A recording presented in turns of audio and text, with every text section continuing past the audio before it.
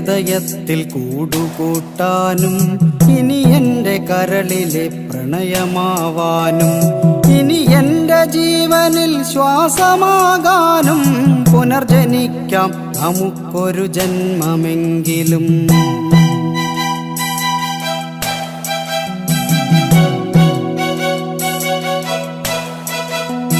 ഗതി മാറിയൊഴുകുന്ന നിള പോലെ നമ്മൾ ഈ ജന്മം വഴി പിരിഞ്ഞൊഴുകിയകലുമ്പോൾ പ്രാണനിൽ പ്രണയവും മിഴികളിൽ നോവുമായി കണ്ണീർ കയത്തിൽ നാം വിധിയെ പഴിക്കുന്നു.